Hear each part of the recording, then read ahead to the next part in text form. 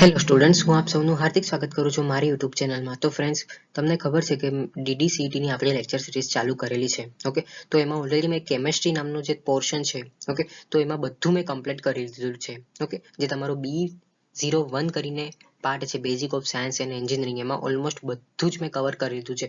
તો મેં વિચાર કર્યો કે અમુક કેમેસ્ટ્રીના અમુક ઇમ્પોર્ટન્ટ એવા MCQ હું તમારી સાથે ડિસ્કસ કરું. ઓકે, તો બેઝિકલી આમાં જે તમારું નોર્મલ જે થિયરી પોર્શન છે એ કવર કરું છું, અને આઈ પ્રોમિસ કે આના પછીનો વિડીયો હું એક હજી કેમેસ્ટ્રીનો મૂકીશ કે જેમાં આપણે બેલેન્સ કેમિકલ ઇક્વેશન વાળું જે હતું તો એ પણ આપણે ટોપિક કવર કરીશું. ઓકે, તો આજના આ વિડીયોમાં આપણે 30 કે તેના કરતાં પણ વધારે MCQ કેમેસ્ટ્રી સબ્જેક્ટના રિલેટેડ જોઈશું. આપણને ખબર છે કે DDCETનું માર્ક્સનું વેટેજ જે કેમેસ્ટ્રી સબ્જેક્ટનું છે એ 20% છે. ઓકે, તો ચલો મિત્રો આગળ વધીએ એ પહેલા જો તમે મારી યુટ્યુબ ચેનલમાં નવા છો ને તો સબસ્ક્રાઇબ કરી લો, અને જૂના છો તો તમે તમારા મિત્રો સાથે પણ આ લેક્ચર સિરીઝ શેર કરો. ઓકે, તો ચલો મિત્રો હવે આગળ.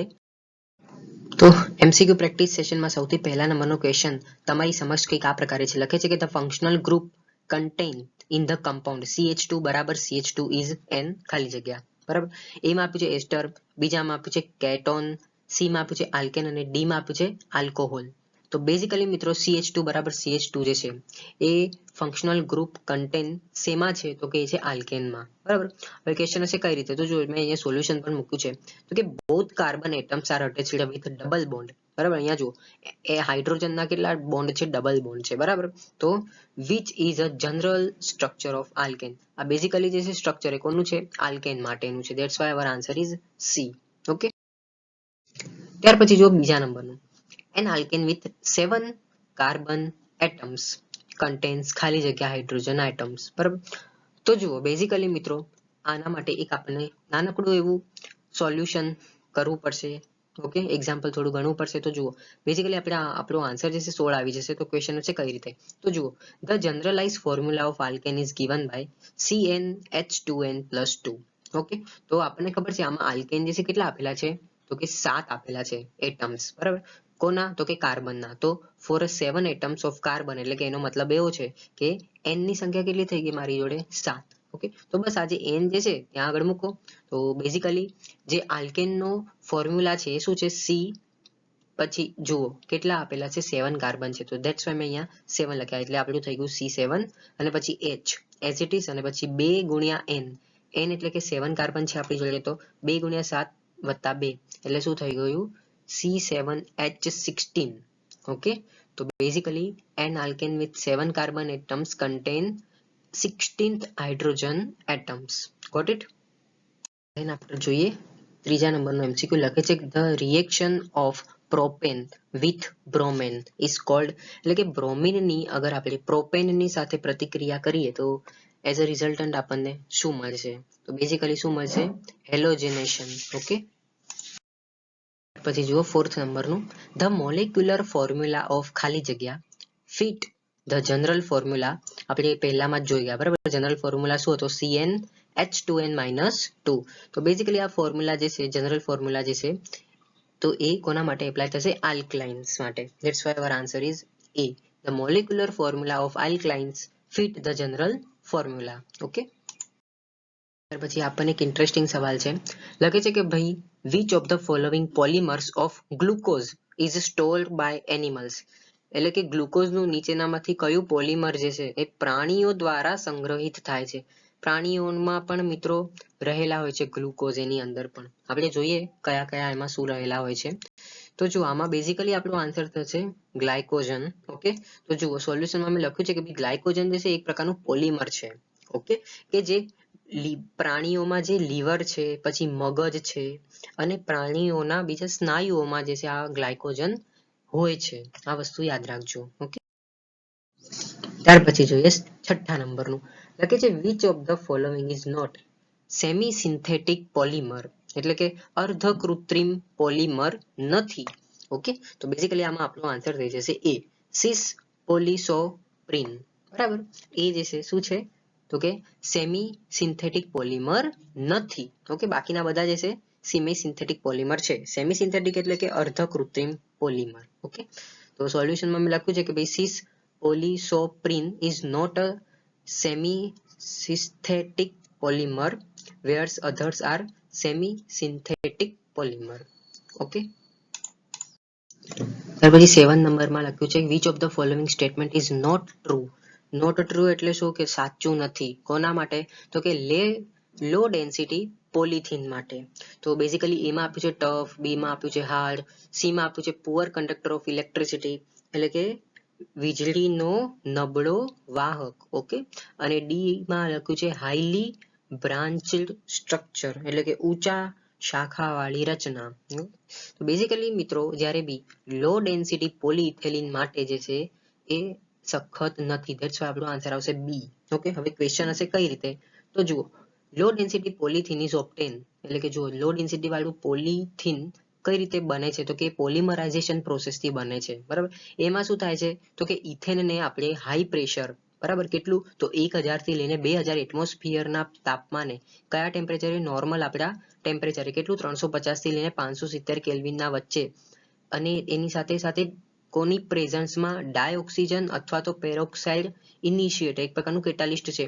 તો એની દ્વારા આપણે આ લો ડેન્સિટી પોલિથીન બનાવી શકાય છે. ઓકે, જેને આપણે પોલિમરાઇઝેશન પણ કહી શકાય છે. તો they are flexible in nature, flexible હોય છે, આ હાર્ડ નથી હોતું. ઓકે, ધેટ્સ વાય અહીંયા કીધું છે કે ભાઈ કયું સ્ટેટમેન્ટ જે છે એ રોંગ છે.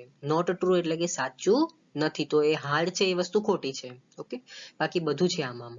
ઓકે, ત્યાર પછી તમને આમાં કીધું છે કે which of the following is not a hydrocarbon એટલે કે એ બી સી ડી તમને આપ્યા છે અને તમારે બતાવવાનું છે કે કઈ એવી વસ્તુ છે કે જેમાં હાઇડ્રોકાર્બન જે છે નથી. ઓકે, તો ઓબ્વિયસલી શેમાં નથી? તો કે ઇથેનોલમાં નથી. Okay, that's why our answer is B. ત્યાર પછી જુઓ બીજું લખે છે કે જે જનરલ ફોર્મ્યુલા ઓફ આલ્કિન્સ હમણાં જ આપણે જોઈ ગયા, શું આવશે? Obviously CnH2n. ઓકે, આ જે છે જનરલ ફોર્મ્યુલા છે. Okay, CnH2n.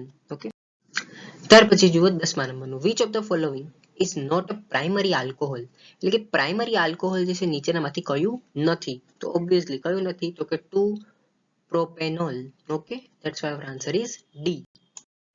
ત્યાર પછી જુઓ એન એટોમિક વેટ ઇન્ડિકેટ્સ એટલે કે અણુઓ, બરાબર, એટોમ એટલે કે અણુ, અણુનું વેટ જે છે એટલે કે અણુઓનું વજન જે છે શું ઇન્ડિકેટ કરે છે?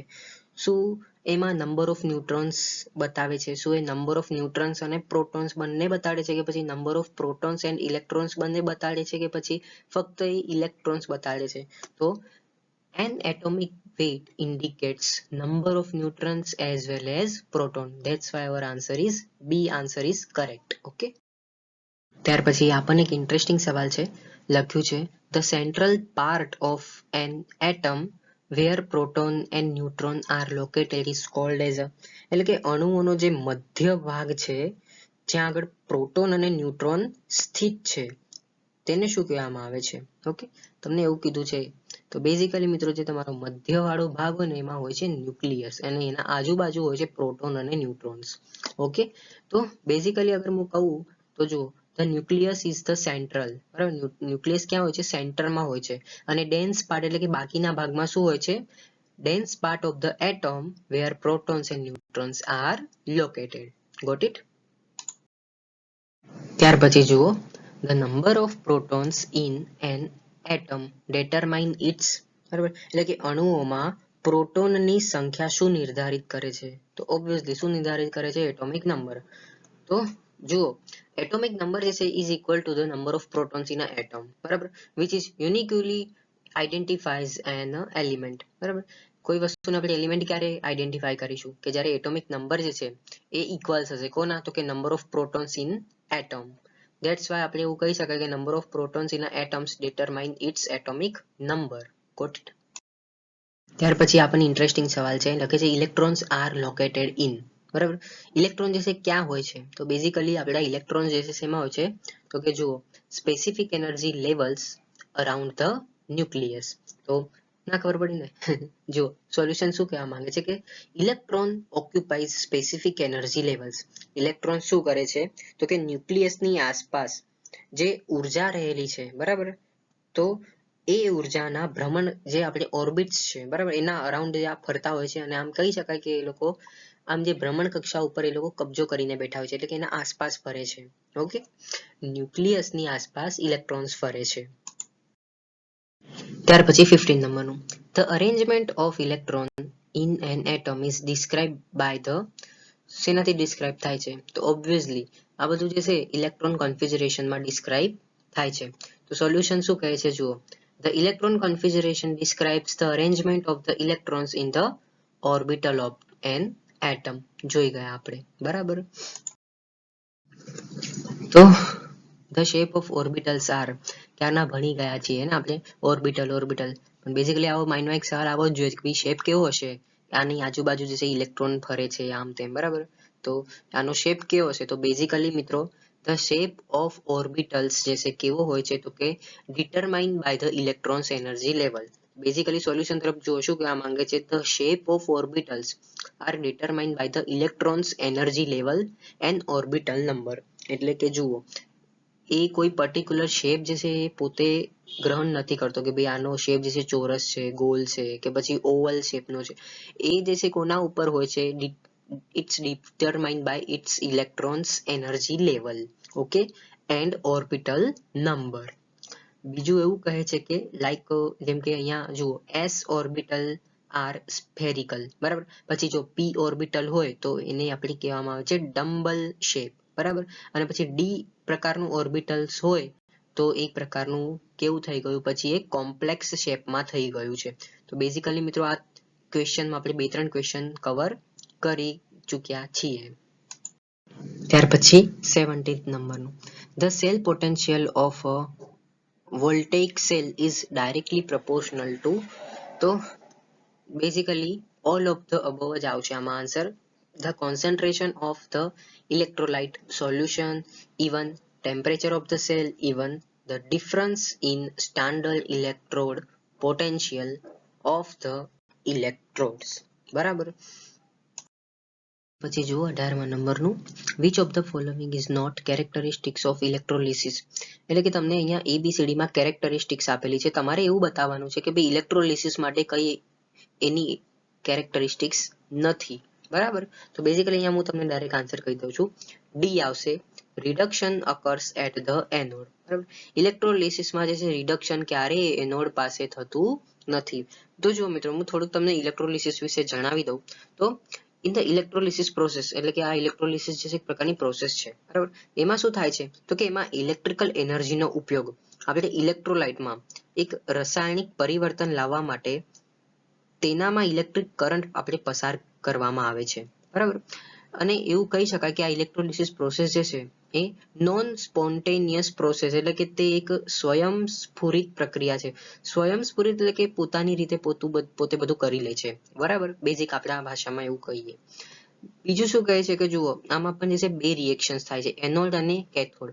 તો ડ્યુરિંગ ધીસ પ્રોસેસ, એટલે કે આ પ્રક્રિયા દરમિયાન ઇલેક્ટ્રોલાઇટમાં એનોડ જે હશે એ નેગેટિવ આયનો પર ઇલેક્ટ્રોન લોસ કરે છે. લોસ કરે છે એટલે કે ગુમાવે છે, એટલે કે એને લોસ કરે છે એટલે આપણે એને ઓક્સિડેશન પ્રક્રિયા કહીશું. અને ઇલેક્ટ્રોલાઇટમાં કેથોડ જે છે પોઝિટિવ આયનો પર ઇલેક્ટ્રોન ગેઇન કરે છે. ગેઇન કરે છે એનો મતલબ એવો છે કે ભાઈ આપણે એને રિડક્શન પ્રક્રિયા કહેવામાં આવે છે. તો જેમ મેં તમને કીધું હતું કે શું થાય છે, oxidation occurs at the reduction occurs at the anode. આ વસ્તુ ખોટી છે. કેમ? કારણ કે રિડક્શન ક્યાં આગળ થાય છે? કેથોડમાં થાય છે, ઓકે. છેલ્લો પોઈન્ટ જુઓ, શું કહે છે? At the cathode positive ions in the electrolyte gain the electrons means the reduction process occurs, બરાબર. ત્યાર પછી જુઓ 19મા નંબરનું, a fuel cell produce electricity. Fuel cell શું છે? એક છે વસ્તુ, બરાબર, કે જેનાથી શું થાય છે તો કે ઇલેક્ટ્રિસિટી પ્રોડ્યુસ થાય છે. એમાં શું થાય છે તો કે કેમિકલ રિએક્શન અકર્સ, બરાબર. Which of the following is a not common fuel use in fuel cells. તો તમારે બતાવવાનું છે કે ABCD માંથી કયું એવું ફ્યુઅલ જે છે એ કોમનલી ફ્યુઅલ સેલમાં યુઝ થતું નથી. તો બેઝિકલી મિત્રો હાઇડ્રોજન થાય છે, મિથેનોલ થાય છે, નેચરલ ગેસનો ઉપયોગ થાય છે ફ્યુઅલ સેલમાં, બટ ગેસોલિન જે છે નથી થતું. હવે ક્વેશ્ચન છે કેમ? તો જુઓ સોલ્યુશનમાં જુઓ, હાઇડ્રોજન આવી ગયું તમારું, મિથેનોલ આવી ગયું, અને નેચરલ ગેસ, આ બધું જે છે એ ખૂબ સારી રીતે એટલે કે રેડલી યુઝ થાય છે, બીકોઝ તેના રિએક્શન જે છે એ ઓક્સિજન સાથે થાય છે. ધેટ્સ વાય ફ્યુઅલ સેલ જે છે એક સિમ્પલ અને ક્લીનર ફ્યુઅલ છે. જો મિત્રો ગેસોલિન સાથે કરશે તો એની સાથે શું થશે, તો ઓબ્વિયસલી કાર્બન એમિશન થશે, જે આપણા એટમોસ્ફિયર માટે, ગ્રીન હાઉસ ઇફેક્ટ માટે એ ખરાબ વસ્તુ છે. ઓકે, તો ફ્યુઅલ સેલ ટેકનોલોજી જે છે એ આજકાલ ધીરે ધીરે વાહનોમાં પણ આવતી જાય છે, જેના કારણેથી એવું કહી શકાય કે આપણે પોલ્યુશન જે છે એ કંટ્રોલ કરી શકાય છે. ઓકે, માર્કેટમાં આજકાલ ઇલેક્ટ્રિક વ્હીકલ આવ્યા છે, તો એનું બેઝિકલી મેઇન મકસદ શું છે, તો કે ગ્રીન હાઉસ ઇફેક્ટને જે બધું ઓટોમોબાઈલ સેક્ટર આજે ઇફેક્ટ કરે છે. બરાબર, આપણે પેટ્રોલનો એનો યુઝ કરીએ છીએ તો શું થાય છે, ઓબ્વિયસલી કાર્બન પ્રોડ્યુસ થાય છે. ઓકે, જે એક ગ્રીન હાઉસ ઇફેક્ટ અસર પેદા કરે છે, જેના કારણેથી શું થાય છે, તો કે પૃથ્વીનું temperature day by day increase થતું જાય છે. ઓકે, ઉનાળામાં શું થાય છે, બહુ જ બધી આપણને તડકો લાગે છે, શિયાળામાં શું થાય છે, તો કે બહુ જ આપણને ઠંડી લાગે છે. તો એવું થવાનું પાછળનું કારણ એ જ છે કે ભાઈ ગ્રીન હાઉસ ઇફેક્ટ જે છે એ થતી હોય છે. ઓકે, તો ચલો એ તો બધું 2 નંબરની વાત થઈ ગઈ, આપણે આપણા પોઈન્ટ ઉપર પાછા આવી જઈએ. તો એ બધું એન્વાયરમેન્ટલ સ્ટડીઝના રિલેટેડ જ હું તમને બોલું છું, દેટ્સ વાય મેં તમને થોડુંક કીધું એવું. બરાબર, તો જો તમે એન્વાયરમેન્ટલ સ્ટડીઝના વિડીયો નથી જોયા તો ડોન્ટ વરી, હું એની લિંક ડિસ્ક્રિપ્શન બોક્સમાં મૂકી દઉં છું, તમે પ્લીઝ એ મારા વિડીયો જોઈ લેજો. ઓકે, તો ચલો મિત્રો હવે આપણે આગળ વધીએ. ત્યાર પછી જુઓ 20 નંબરનો MCQ લખે છે, the first law of electrolysis is state that, એટલે કે એવું કહે છે ફર્સ્ટ લો ઓફ ઇલેક્ટ્રોલિસિસ કે ઇલેક્ટ્રોડ પર જમા અથવા તો ઓગળેલા પદાર્થની માત્રા કોના સીધા પ્રમાણસર હોય છે. ઓકે, તો શું આવશે આપણો આન્સર, ધ એપ્લાયડ કરંટ. હવે ક્વેશ્ચન હશે ભાઈ કઈ રીતે, તો અહીંયા મેં સોલ્યુશનમાં કીધું છે તમને કે એકોર્ડિંગ ટુ ધ ફેરાડેસ ફર્સ્ટ લો, એટલે કે ફેરાડેના પ્રથમ લો પ્રમાણે એવું કહે છે કે કોઈ પણ ઇલેક્ટ્રોડ પર ડિપોઝિટેડ એટલે કે જમા થયેલ અથવા તો પછી લિબરેટેડ એટલે મુક્ત કરાયેલ માસ ઓફ અ સબસ્ટન્સ એટલે કે પદાર્થનું દળ ઇલેક્ટ્રોલિટિક સોલ્યુશનમાંથી પસાર થતી ઇલેક્ટ્રિસિટીના જથ્થાના સીધા પ્રમાણસર હોય છે. ઓકે, તો ધેટ્સ વાય આપણો આન્સર થશે સી. આ તો જાણી ગયા આપણે પહેલો નિયમ, પણ માઇન્ડમાં એકવાર તો એવું ક્વેશ્ચન થવું જોઈએ ને કે ભાઈ પહેલો નિયમ છે તો શું બીજો નિયમ હશે, અને જો હશે તો શું હશે, રાઈટ. તો જુઓ આ ક્વેશ્ચનમાં આપણે second law of electrolysis cover થાય છે. તો જો શું કહે છે, the second law of electrolysis states that the masses of different substances deposited or dissolved by the same amount of charge are proportional to their ખાલી જગ્યા. બરાબર, એટલે કે ધ સેકન્ડ લો ઓફ ઇલેક્ટ્રોલિસિસ એવું કહે છે કે સેમ અમાઉન્ટ ઓફ ચાર્જ દ્વારા ડિપોઝિટ એટલે કે જમા થયેલ અથવા તો પછી ડિઝોલ્વ એટલે કે ઓગાળેલ વિવિધ પદાર્થોના સમૂહ કોના પ્રમાણસર હોય છે, તો ઓબ્વિયસલી કોના ઇક્વિવેલેન્ટ વેઇટના સમપ્રમાણમાં હોય છે. તો જુઓ સોલ્યુશનમાં હું તમને ફેરાડેઝનો સેકન્ડ લો કહું છું, કોઈને કહેતા ના હો. તો જુઓ સેકન્ડ લો શું કહે છે કે ફેરાડેના બીજા નિયમ મુજબ ચોક્કસ માત્રામાં ચાર્જ પસાર કરવા પર કોઈ પણ ઇલેક્ટ્રોડ પર જમા થયેલ પદાર્થનું દળ તેના કેમિકલ ઇક્વિવેલેન્ટ વેઇટ એટલે કે રાસાયણિક સમકક્ષ વજનના સીધા પ્રમાણસર હોય છે. તેથી જ આપણે કહી શકાય કે ભાઈ તેનું સેલ પોટેન્શિયલ ઇન્ક્રીઝ થાય છે, એટલે કે વધે છે. ઓકે, ત્યાર પછી મિત્રો આ તો ખૂબ જ ઈઝી છે, તમને આવડવું જોઈએ.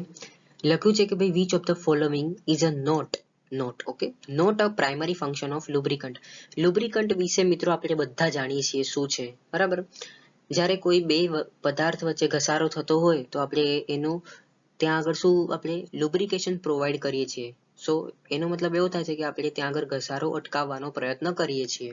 ઓકે, તો બેઝિકલી જે છે લુબ્રિકન્ટનું ફંક્શન કયું નથી, તો જુઓ આપણો આન્સર આવશે બી, ઇન્ક્રીઝ પાવર આઉટપુટ. બરોબર, પાવર આઉટપુટનું જે છે લુબ્રિકન્ટ સાથે કોઈ લેવા દેવા નથી. બરાબર, લુબ્રિકન્ટનો ઉપયોગ શું થાય છે, તો કે રિડ્યુસ ફ્રિક્શનલ એન્ડ વિયર, જે મેં તમને કીધું એમ ઘસારો ઘટાડે છે. બરાબર, વિયર એટલે કે ઘસારો, ફ્રિક્શન એટલે કે બરાબર.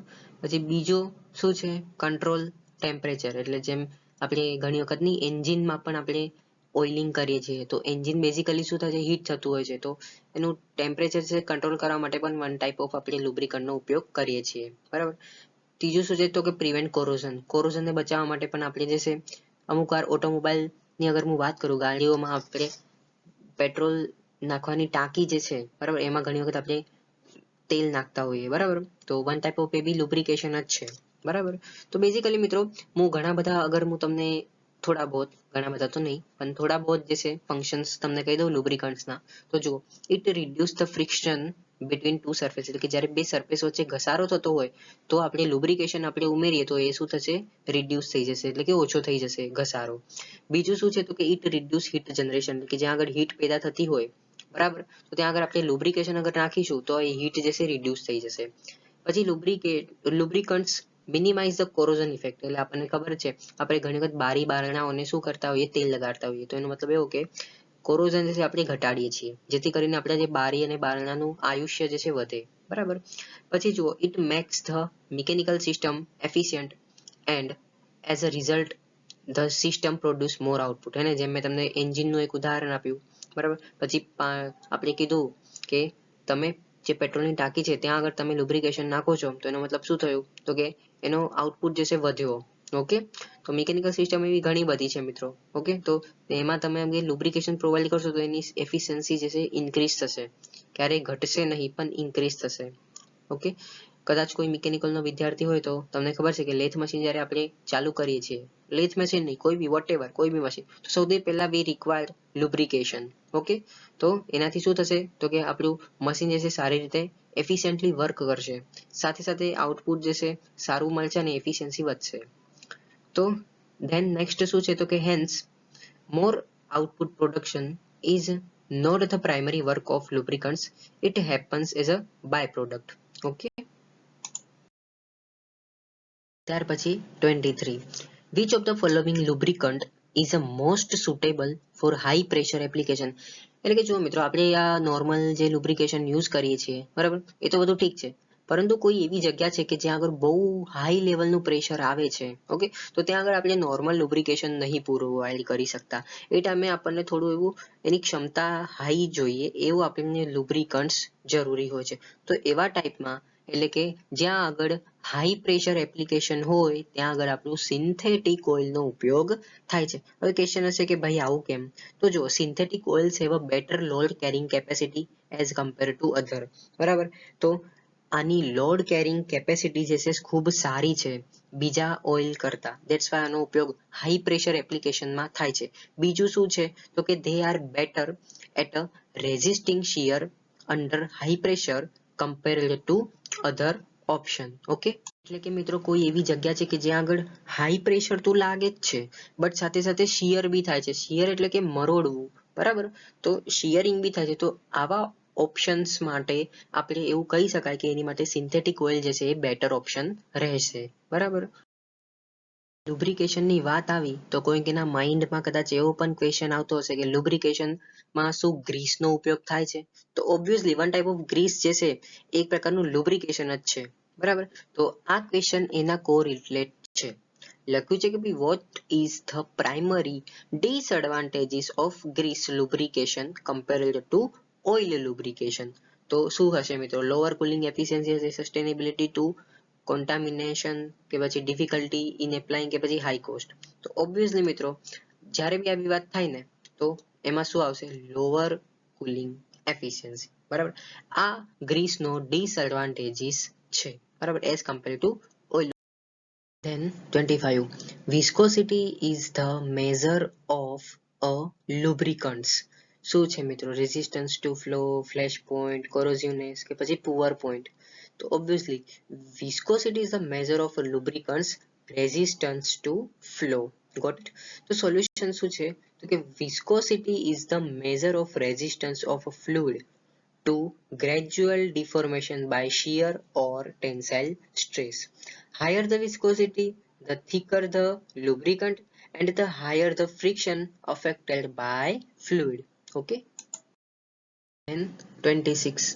The poor point of a lubricant indicates its ખાલી જગ્યા શું આવશે મિત્રો, ability to withstand high pressure, temperature at which it begins to solidify, કે પછી flash point, કે પછી resistance to oxidations. Obviously the poor point of a lubricant indicates its temperature at which it begins to solidify.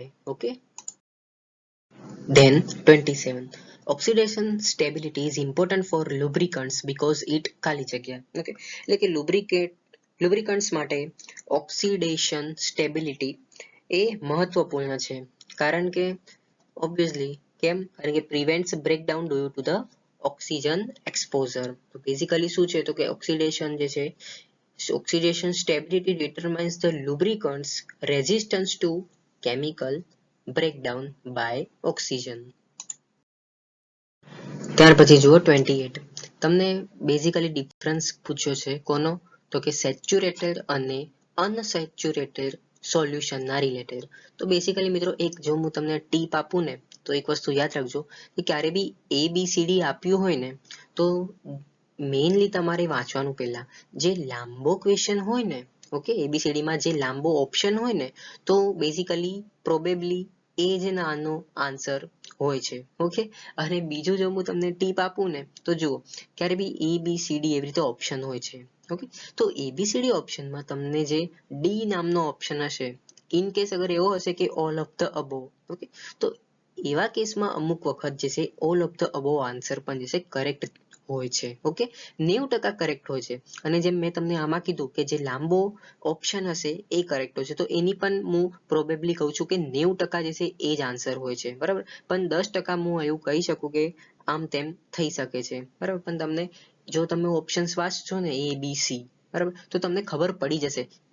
Already એ અને બી એકબીજા સાથે call related હશે ને, તો તમને ખબર પડી જશે કે એ બી કોરિલેટેડ છે, તો પછી સી પણ એની જોડે જ હશે. ધેટ્સ વાય હું તમને કહું છું કે તમારો ઓપ્શન ડી જે હશે ને, ઓલ ઓફ ધ અબોવ, તો એ કરેક્ટ હશે, બરાબર. તો બેક ટુ અવર પોઈન્ટ, તો આમાં અનસેચ્યુરેટેડ સોલ્યુશન અને સેચ્યુરેટેડ સોલ્યુશનનો ડિફરન્સ શું છે, તો કે આપણો આન્સર થશે એ. કઈ રીતે, તો કે a saturated solution is one that can hold no more solute at a given temperature, while unsaturated solution can hold more solute. Easy, simple, है ना.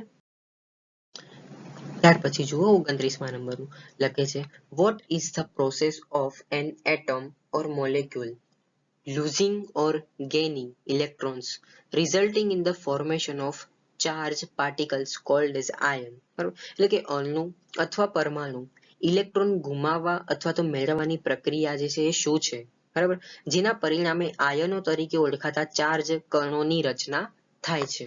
બેઝિકલી શું થશે આપણું ઓપ્શન સી, આયોનાઇઝેશન.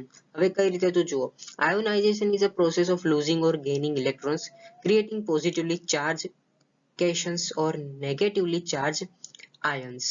બરાબર, અહીંયા આયન્સ તમે કન્સિડર કરી લેજો. ઓકે, અને પછી શું કહે છે, while ઓક્સિડેશન શું છે, તો કે oxidation and reduction ઇન્વોલ્વ્સ electron transfer between spaces, બરાબર, but don't necessarily result in the formation of ions. ત્યાર પછી જુઓ 30th નંબરનું, what type of bond is typically broken during ionization, એટલે કે આયનીકરણ પ્રક્રિયા દરમિયાન સામાન્ય રીતે કયા પ્રકારનું બોન્ડ તૂટી જાય છે. તો શું લાગે છે મિત્રો, કયા ટાઈપનું બોન્ડ તૂટી જાય? શું એક કોવેલેન્ટ બોન્ડ તૂટી જાય છે, આયોનિક બોન્ડ તૂટી જાય છે, મેટાલિક બોન્ડ તૂટી જાય છે, કે પછી વન્ડર વાલ્સ બોન્ડ?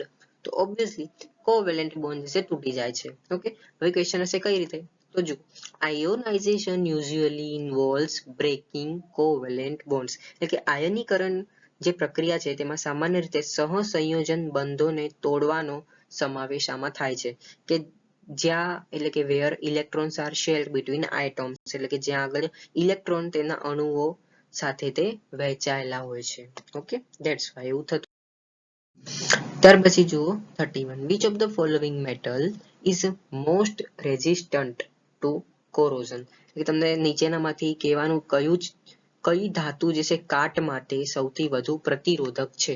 તો શું થશે મિત્રો, તો ઓબ્વિયસલી ગોલ્ડ આવશે આન્સર, બરાબર. કઈ રીતે તો જુઓ, when surface of metal gets oxidized by reacting with compounds present in environment, તો gold is a less reactive than other metals and doesn't readily form oxides or other compounds with common elements in the environment. સૌથી સારું સોનું કહેવામાં આવે છે ને, એ છે 24 caret, બરાબર. તો એવું કહી શકાય કે સોનું જે છે શું છે, તો કે અન્ય ધાતુઓ કરતા ઓછું પ્રતિક્રિયાશીલ છે અને પર્યાવરણમાં પણ સામાન્ય તત્વો જેમ કે ઓક્સાઇડ, બરાબર, તો એની સરળતાથી એની સાથે કોઈ બોન્ડ જે છે બનાવી શકતું નથી. બરાબર. તો ધેટ્સ વાય એવું કહી શકાય કે ભાઈ most resistance to corrosion material એ છે આપણું ગોલ્ડ, સોનું. બરાબર.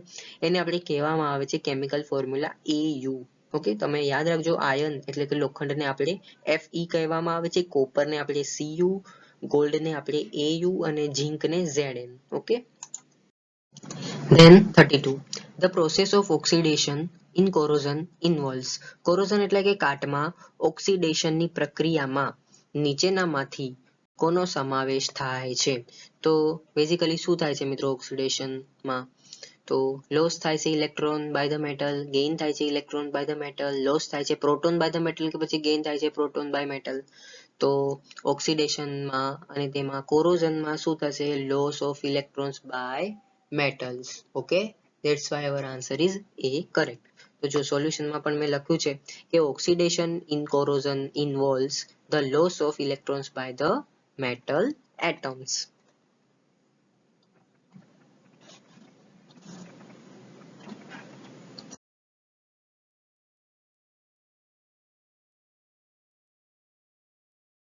આઈ જસ્ટ હોપ કે તમને આ વિડીયો બહુ હેલ્પફુલ રહ્યો હશે.